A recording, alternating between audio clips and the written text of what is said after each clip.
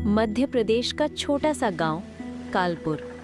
मिट्टी के घर, तंग गलियां, बैलगाड़ियां और बीच में सदियों पुराना बरगद का पेड़।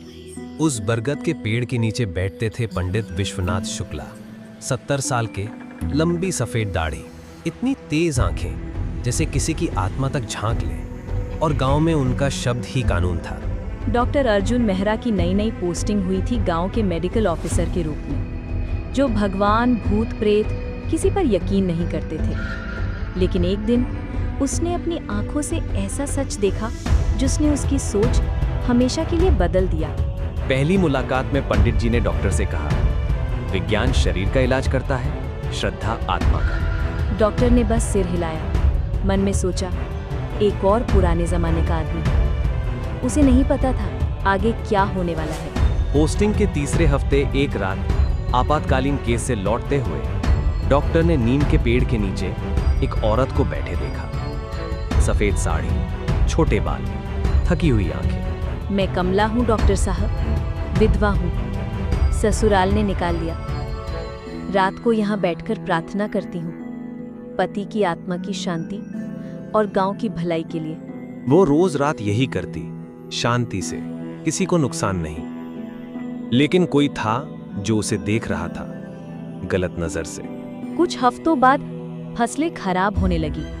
गाय का दूध रुक गया, मुर्गे मर गए। गांव में कानाफूसी शुरू हुई। वो विधवा अशुभ है, काला जादू कर रही है। ये बातें पंडित के कानों तक पहुंची। एक शाम भीड़ जमा हुई। उस वक्त डॉक्टर अर्जुन किसी का इलाज कर रहे थे। कमला को खंबे से बांधा गया।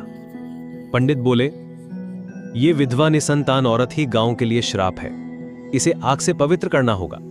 डॉक्टर चिल्लाया, ये हत्या है, ये सिर्फ एक बेसहारा औरत है। मैं आप लोगों को ये पाप नहीं करने दूंगा। डॉक्टर ने पुलिस को फोन लगाने की कोशिश की, लेकिन अंधविश्वास ने सबको अंधा कर दिया था।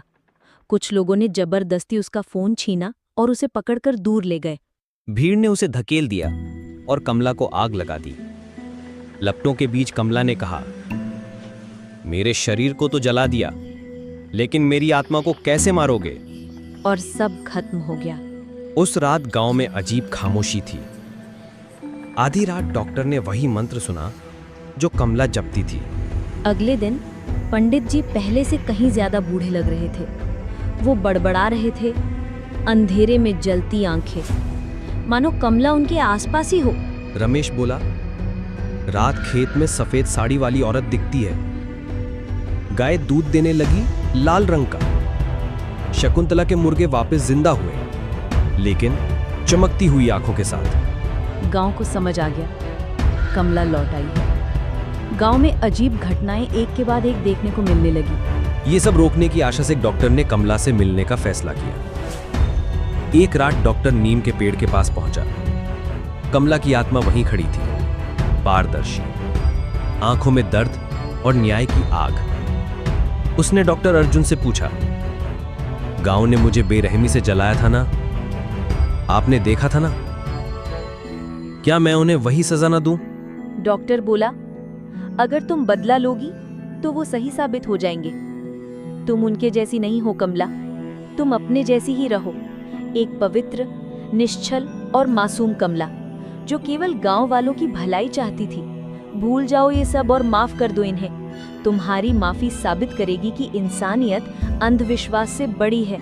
कमला चुप हो गई, फिर बोली, तुमने मुझे इंसान की तरह देखा और मुझे बचाने की कोशिश की, जबकि मेरे अपने गांव वालों ने मुझे जला दिया। सही माने में धर्म तो तुमने सिखाया डॉक्टर, एक बार गांव वालों को और आज मुझे। मैं वो राक्षस नहीं बनूंगी जो वो कहते थे। हवा शांत हुई, नीम के फूलों की खुशबू फैली और वो धीरे धीरे मिट गई। अगली सुबह सच्चाई सामने आई। फसलें फंगस से खराब हुई थीं, गाय को सामान्य बीमारी थी, मुर्गे वायरस से मरे थे। सबका इलाज विज्ञान से हो सकता था। पंडित फिर कभी पहले जैसे नहीं रहे। गांव सामान्य हो गया, लेकिन जब भी कोई अन्याय होता नीम के फूलों की खुशबू आ जाती। डॉक्टर सोचता, क्या वो सच में नास्तिक था?